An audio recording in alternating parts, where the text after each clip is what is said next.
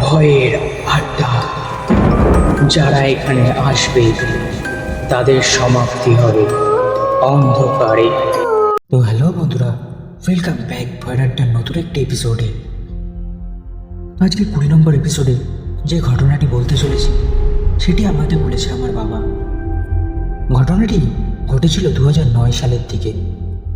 আমার বাড়ি থেকে কয়েকটা বাড়ির পরেই ঘটনাটি ঘটে। তখনকার দিনে রাস্তার পাশে ছিল বড় একটি পুকুর, আর তার পাশে একটি মাঠ। আর তাছাড়া তখনকার দিনে কোনো পাকা বাড়ি ছিল না, সবই বেড়ার বাড়ি ছিল। সন্ধে 6-7টা বাজলেই মানুষ তাড়াতাড়ি ঘরে ঢুকে যেত, কারণ সন্ধ্যের পর রাস্তা ছিল ভয়ানক নির্জন। আমার বাড়ি থেকে কয়েকটি বাড়ি পরে একটি বাড়িতে একজন মহিলা রান্নাঘরে বসে রান্না করছিল। হঠাৎ স্টোভ বিস্ফোরণ হয়। এক নিমেষে পুরো শরীর আগুনে জ্বলে যায়। লোকজন দৌড়ে গেলেও তাকে আর বাঁচানো যায়নি। জীবন্ত আগুনে পড়ে খুব ভয়ঙ্করভাবে তার মৃত্যু হয়। তার মৃত্যুর পর থেকেই পাড়া জুড়ে সমস্ত লোক নাকি তাকে রাত্রিবেলা দেখতে পেত। রাতে নাকি রাস্তার ধারে আগুন জ্বলতে জ্বলতে একজন মহিলা হাঁটত আর বাঁচাও বাঁচাও বলে চিৎকার করত। আমার দাদু তখন সরকারি চাকরি করতেন। অনেক দূরে কাজ থাকতো বলে অনেক রাত করে বাড়ি ফিরতেন। এক রাতে প্রায় 1:30-2 বাজে দাদু বাড়ি ফিরছিলেন। রাস্তার পাশে সেই আগুন লাগা ঘটনা বাড়িটার পাশ দিয়ে ফিরছিলেন। রাতটা অস্বাভাবিক চুপচাপ ছিল।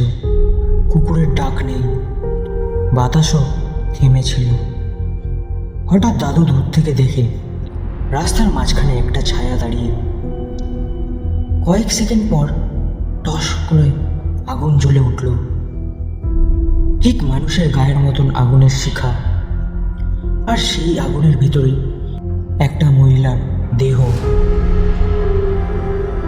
মহিলাটা পুড়ে যাওয়া কণ্ঠে চিৎকার করছিল, বাঁচাও বাঁচাও আমাকে। তার শরীরের আগুন হাওয়ার সাথে দুলছে, আর সে দৌড়ে দৌড়ে রাস্তা ধরে এগিয়ে যাচ্ছে। দাদু তখন স্তব্ধ হয়ে টর্চ জ্বালিয়ে সেই মহিলার গায়ে মারতেই এক নিমেষে অদৃশ্য। আবার মহিলাটা দৌড়াতে দৌড়াতে হঠাৎ একটা বাঘ ঘুরে অদৃশ্য হয়ে গেল।